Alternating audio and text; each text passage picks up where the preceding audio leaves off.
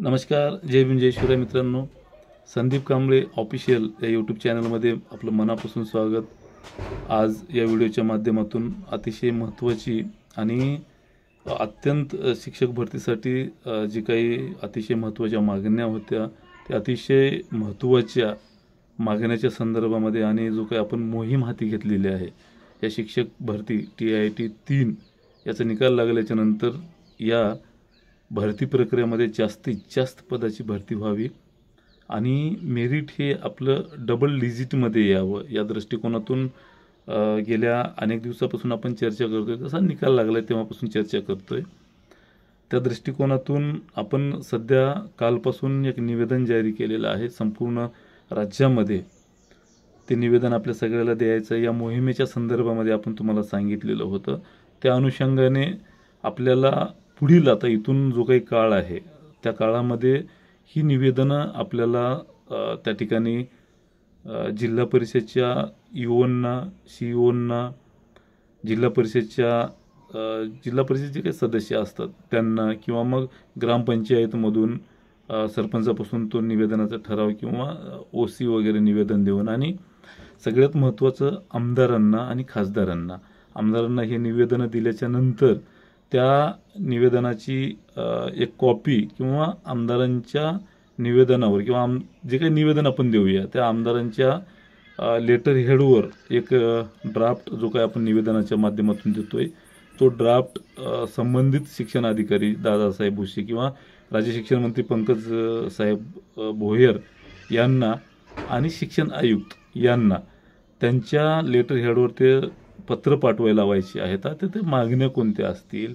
पत्र कोणतं असेल, जे काय आपण तमाम राज्यभरातील अभियोग्यताधारकाचा निकाल लागल्याच्या नंतर जे काय आपण स्वप्न बघतोय किंवा 75,000 पदं जी येणार आहेत ते कशी येणार आहेत तर केवळ म्हटल्यानं येणार आहेत का? जो काय आपल्या पाठीमागचा अनुभव आहे 2019च्या भरतीचा 2023च्या भरतीचा तर त्याच्यामध्ये आपण अशा पद्धतीची कामं केली होती म्हणूनच ही तुम्हाला पदभरती मोठ्या प्रमाणामध्ये झालेली दिसून येत आहे.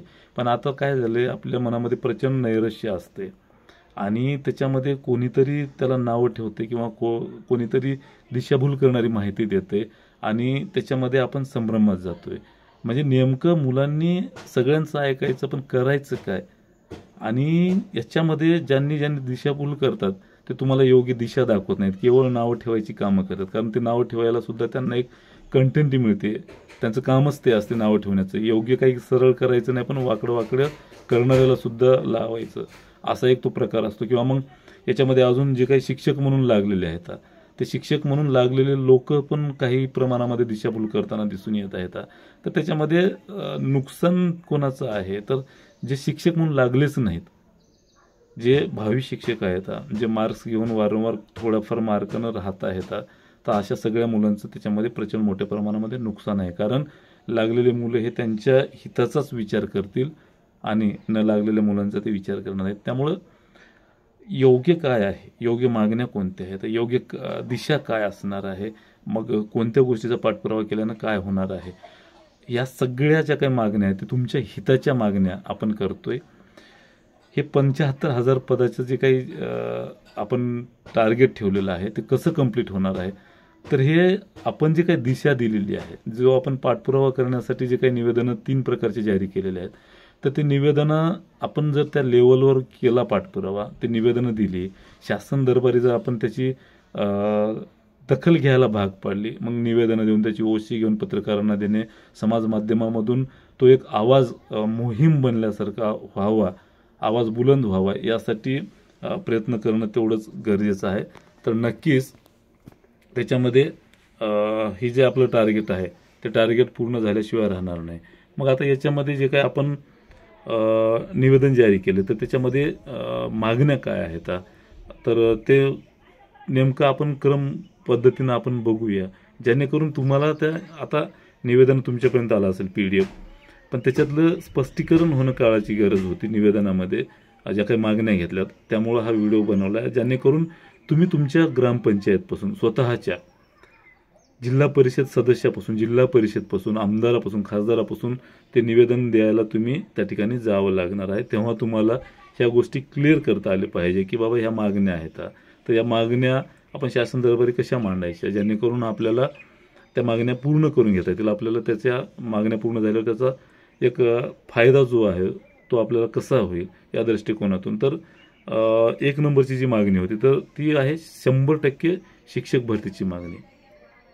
तर राज्याचे नवीन शैक्षणिक धोरण स्वीकारले असल्याने राज्यात 100% शिक्षकांची रिक्त पदे कायमस्वरूपी भरावीत, अशा पद्धतीची पहिली मागणी आपण केलेली आहे.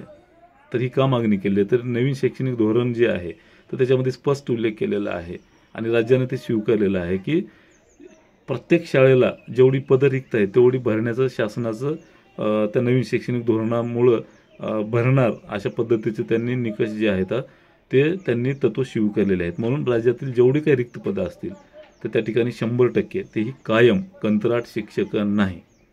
राज्यामध्ये 75 ते 80 हजार कंत्राट शिक्षक आहेत. तर हे कंत्राट शिक्षक चालतील का नवीन शैक्षणिक धोरणात तर नाही. तर ह्या ठिकाणी कायम शिक्षक 100% भरली पाहिजेत. म्हणून मित्रांनो आपली 100% जो काही भरती प्रक्रिया करण्याचा शासनाचा प्रस्ताव आहे तो वित्त विभागाकडे प्रलंबित आहे, त्याला लवकरच मंजुरी पण मिळणार आहे. म्हणून 100% भरती याचा आपण या ठिकाणी मागणीचा विचार केला आहे आणि अशी मागणी आपण या ठिकाणी घेतलेली आहे. आणि ही मागणी जर आपण रेटून धरलो तर 100% तुम्हाला सांगतो भरती ही फार मोठ्या प्रमाणामध्ये होऊ शकते मित्रांनो. पण त्याच्यासाठी तसा जनआक्रोशसुद्धा तेवढाच गरजेचा आहे, पाठपुरावासुद्धा तेवढाच गरजेचा आहे. ग्रामपंचायतपासून पाठपुरावा होणं गरजेचं आहे मित्रांनो. त्यानंतर दुसरी जी मागणी आहे तर 1 भरती 1 पद 1 भरती. आता गेल्या भरतीमध्ये तुम्हाला माहिती असेल एकच लागला उमेदवार प्रत्येक ठिकाणी लागतोय, त्यामुळे एकदा लागलेला निवडलेला उमेदवार हा या भरती प्रक्रियेतून बाद व्हावा आणि संस्थेची जी काही आस्थापना आहेत त्या ठिकाणी सुद्धा पुन्हा पुन्हा तेच उमेदवार येत होते. म्हणून संस्थेच्या ठिकाणी एकदा पाठवलेला उमेदवार त्या संस्थेवर घेण्याचं सक्ती असावी किंवा बंधन असावं अशा पद्धतीची आपण ती मागणी केलेली आहे. मग याच्यामध्ये सेकंड फेजमध्ये लागलेल्या मुलांना याचा बाधा आहे का तर बिलकुल नाही, याचा बिलकुल बाधा नाही. त्याची एक गाईडलाईन असणार आहे आणि ते नव्यानं परीक्षा दिल्याच्यानंतर ते पुन्हा रुजू होऊ शकतात. पण फार कालावधीच्या पूर्वी लागलेला शिक्षक त्याला लागून 10-15 वर्ष झाले तर असा शिक्षक पुन्हा पुन्हा येत असेल तर हे चुकीचं आहे. जेणेकरून जुने लागलेले शिक्षकच पुन्हा नव्यानं जर त्या ठिकाणी येत असतील तर हे नवीन शिक्षकांवर खूप मोठं अन्याय आहे. नवीन शिक्षक पुन्हा पुन्हा न लागता बेरोजगार होऊ लागलेले आहेत आणि रिक्त पदं राहू लागले आहेत. त्यामुळे ही मागणी घेतलेली आहे. त्यामुळं सेकंड फेजमध्ये लागलेल्या मुलांनी गैरसमज करून घेऊ नये.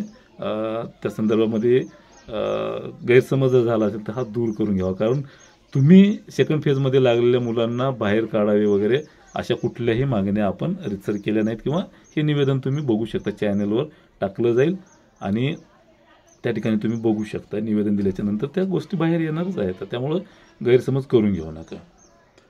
त्यानंतर पवित्र पोर्टल प्रक्रियेतून जे काही अपात्र गैरहजर माजी सैनिक रिक्त किंवा वेटिंग लिस्ट जी मागणी आहे ती मागणी आपण केली आहे. या पण या निवेदनात मागणी केली आहे ती वेटिंग लिस्ट लागावी. अपात्र गैरहजर रिक्त रुजू न होणारे पदं जे रिक्त राहतात ते सुद्धा यादी लावावी अशी मागणी आपण केलेली आहे. संच मान्यता धोरणामध्ये जे काही 15 मार्च 2024 धोरण आहे त्याच्यामध्ये जे काही 6 म्हणजे ज्याच्यातलं कलम 6.1 आहे त्या ठिकाणी 0 ते 20 पटसंख्या असलेल्या शाळेवर सेवानिवृत्त किंवा कंत्राट शिक्षक देण्यात यावं असं सांगितलेलं आहे. तर त्या ठिकाणी कंत्राट किंवा सेवानिवृत्त न देता त्या ठिकाणी कायम शिक्षक देण्यात यावं अशी पण आपण मागणी केलेली आहे. आणि 4 नंबरची मागणी जिल्हानिहाय भरती न करता केंद्रीय पद्धतीने करावी जेणेकरून मुलांची गुणवत्ता जी आहे ती डावळली जाणार नाही, मुलांच्या गुणवत्तेला वाव मिळावा. जी काही गुणवत्ता आहे ते ढसाळू नये, बेरोजगार होऊ नये यासाठी केंद्रीय पद्धतीनंच निवड करण्यात यावी. आणि खाजगीचे जे काही चॉईस आहेत कारण खाजगी जे काही पवित्र पोर्टलच्या संदर्भामध्ये बंद करा म्हणून टाहोफोड होते ते आमदार 15 जूनला सभागृहामध्ये, तर त्या ठिकाणी खाजगीचे जे काही आस्थापना आहेत ते मात्र कमी प्रमाणामध्ये द्यावे जेणेकरून जास्तीत जास्त मुलांना संधी उपलब्ध होईल. या दृष्टिकोनातून अशी आपण एक मागणी केलेली आहे. त्यानंतर मग 2022 संस्थे भरती प्रक्रिया घेतलेली आहे आपण. त्यानंतर मनपा नपा कटक मंडळ या ठिकाणची 100% भरती करण्यात यावी. कंत्राट जी काही तिथे भरली जातात त्या ठिकाणी कायम भरती करण्यात यावी अशा पद्धतीची पण मागणी केलेली आहे. नंतर सर्वोच्च न्यायालयाचा जे काही निकाल आहे writ petition civil appeal number 13/85/2025 याचा जो काही 1 सप्टेंबरला निकाल लागला त्याची तात्काळ अंमलबजावणी करण्यात यावी, जो काही कायदा आहे त्याची कार्यवाही करण्यात यावी शासन स्तरावर, अशा पद्धतीची पण मागणी घेतलेली आहे. नंतर मग 2025चा निकाल लागल्याच्यानंतर एकच उमेदवार 4-4 वेळा परीक्षा दिल्या त्यांना बाद करण्यात यावं, अशा पद्धतीची सुद्धा, आणि जे काही इनिशियलमध्ये नावं आहेत त्यांना पण त्या ठिकाणी बाद करण्यात यावं अशी मागणी घेतली. सोबतच कला, क्रीडा, शारीरिक शिक्षक किंवा कार्यानुभव, संगणक संवर्गातील विशेष जी काही पदं आहेत ते पूर्ण क्षमतेनं भरण्यात यावी अशी मागणी केलेली आहे. रिक्त जागाची जाहिरात ही आरक्षणाच्या टक्केवारीनुसार न देता सर्वच प्रवर्गाचे 100% अनुशेष भरण्यात यावेत. म्हणजे अर्थात टक्केवारीनुसार तर येईलच, पण त्या सगळ्या प्रवर्गाचा कुठलाही अनुशेष न ठेवता 100% अनुशेष भरून काढावा अशी आपण मागणी केलेली आहे. किंवा मग सोबतच आश्रम शाळेतील आणि समाज कल्याण या शाळेतील जी काही भरती प्रक्रिया आहे 15 मे 2019च्या शासन निर्णयानुसार ते पवित्र पोर्टलच्या माध्यमातून कायम शिक्षकाची भरती करण्यात यावी, जेणेकरून कंत्राट भरती प्रक्रिया त्या ठिकाणी करू नये, राबवू नये आणि ते पवित्र पोर्टललाच भरण्यात यावेत अशा पद्धतीची आपण त्या ठिकाणी मागणी केलेली आहे. आणि पवित्र पोर्टलचं जे काही मदत कक्ष आहे त्या ठिकाणी विद्यार्थ्यांच्या अनेक अडचणी असतात तर ते सोडण्यासाठी मदत कक्षाची स्थापना करावी. आणि RTIच्या जे काही अर्ज जातात त्यावर योग्य ते माहिती मिळत नाही, त्यामुळं नेमकं शिक्षण आयुक्त कार्यालयामध्ये कुठं RTI कार्यालय आहे त्या ठिकाणी जनसंपर्क जे काही माहिती अधिकारी आहे, अपिली अधिकारी या संदर्भातला जे काही बोर्ड आहे त्या आयुक्त कार्यालयामध्ये लावावा अशा आपण त्या ठिकाणी मागण्या केलेल्या आहेत मित्रांनो. ह्या मागण्या ज्या आहेत ते अतिशय रास्त मागण्या असून या अनुषंगाने आपल्याला हे एक निवेदन द्यायचं आहे. दुसरं सिव्हिल ॲप्लिकेशन जो काही पिटिशन होतं 13/85 1 सप्टेंबरला जो काही निकाल लागलेला आहे त्या निकालाच्या संदर्भामध्ये सविस्तर निवेदन जे आहे ते चॅनलवर टाकण्यात येईल. संदीप कांबळे ऑफिशियली या टेलिग्रामच्या चॅनलवर टाकण्यात येईल. हे पण निवेदन त्या ठिकाणी टाकण्यात येईल. आणि ग्रामपंचायतला द्यायचं निवेदन, असे 3 निवेदनं आपल्याला ग्रामपंचायत, आपल्या मतदारसंघातील आमदाराकडे, आपल्या जिल्हा परिषदमध्ये जिल्हा परिषदच्या शिक्षणाधिकारी, मुख्य कार्यकारी अधिकारी, खासदार या सगळ्यांना देऊन त्याची ओशी घ्यायची आहे. ते पत्रकारांना देऊन पत्रकाराला सांगायचं आहे की ही बातमी लावून धरा, जेणेकरून लोकांमध्ये हा मेसेज गेला पाहिजे की शिक्षकांचे रिक्त पद आहे तर चुकीच्या पद्धतीने भरती प्रक्रिया राबवली जाते आणि जास्तीत जास्त उमेदवारांना म्हणजे पाल्यांना आपलं शिक्षण दर्जेदार मिळावं यासाठी शिक्षकांची गरज आहे. ही बाब समाज माध्यमामध्ये कळली पाहिजे. जन आंदोलन पालकांतून उभा राहिलं पाहिजे. या दृष्टिकोनातून जर या मागण्या मोठ्या प्रमाणामध्ये शासनाकडे गेल्या, जास्तीत जास्त प्रमाणामध्ये शिक्षण मंत्र्यांना, शिक्षण आयुक्तांना पत्रव्यवहार जर झाला तर नक्कीच हा रोष जो आहे तो अधिकारी वर्गांना कळेल, राजकीय लोकांना कळेल. येणाऱ्या काळामध्ये निवडणुका आहेत, हा रोष जर मोठ्या प्रमाणामध्ये त्यांच्याकडे गेला तर नक्की आपल्याबद्दल सकारात्मक निर्णय घेतील. अर्थात मोठ्या प्रमाणामध्ये भरती प्रक्रिया होऊ शकते, 100% होऊ शकते, कारण तशा पद्धतीचे जे काही निकष आहेत ते नवीन शैक्षणिक धोरणानं स्वीकारलेले आहेत. आणि आता याच्यामध्ये NCLची एक बाब आहे आणि वयोमर्यादेचा एक विषय, याच्यासाठी एक स्वातंत्र्य निवेदन आपण तयार करतोय. त्या संदर्भामध्ये पण त्या मागण्या घेऊन आपण विद्यार्थ्यांच्या हिताच्या ज्या मागण्या आहेत त्या लवकरच शासन दरबारी देणार आहोत. आता हे पूर्ण राज्यभरातून आता हे निवेदन देण्यासाठी उद्यापासून आपण सुरुवात करतोय. तर राज्यातील तमाम अभियोक्ताधारकांना ज्यांना वाटतं की आपलं मेरिट हे कमी यावं, 2 डिजिट यावं, नक्कीच 2022-23ला आपण 55,000 भरती प्रक्रियाची मागणी केली होती, तेव्हा कुठं 34,000 पदाची भरती झाली 2 टप्प्यामध्ये. आणि आत्ता जर मोठ्या प्रमाणामध्ये मागणी केली तर तशा पद्धतीनं आपल्याला सुद्धा पाठपुरावा करावा लागणार आहे, कारण गेल्या वेळेस मोठ्या प्रमाणात पाठपुरावा केला होता म्हणून एवढ्या संख्येनं त्या ठिकाणी भरती प्रक्रिया झाली. आत्तासुद्धा एवढी मोठी भरती करायची असेल तर यापेक्षा मोठा आवाज आपल्याला त्या ठिकाणी बुलंद करावा लागणार आहे. मोठ्या प्रमाणामध्ये लोकांतून या मागण्या जाव्या लागणार आहेत, तरी 100% आपल्याला न्याय मिळेल. तेव्हा कुठे 40-50 हजारपर्यंत 100% भरती होऊ शकते मित्रांनो. आता राज्यामध्ये केवळ 2च पदाच्या त्या ठिकाणी भरत्या होतात मोठ्या, एक तर पोलीस प्रशासनातल्या गृह विभागाच्या आणि शिक्षक म्हणजे शालेय शिक्षण विभागाची. त्यामुळे ह्या कायम भरत्या होणार असून हे कायम मोठ्या प्रमाणामध्ये भरत्या होणार आहेत. त्यामुळे मित्रांनो तुम्हाला एक शब्द आहे माझा, एक तुम्हाला सांगणं, एक विनंती आहे, जर तुम्हाला मोठ्या प्रमाणामध्ये भरती प्रक्रिया पाहिजे असेल तर 100% ह्या गोष्टी सांगितलेल्या तुम्हाला करावं लागतील. 100% भरती प्रक्रिया होईल मित्रांनो. आणि या अनुषंगाने याचं पुढील नियोजन करण्यासाठी टेलिग्रामवर उद्या संध्याकाळी 9 वाजता आपण मीटिंग ठेवतोय.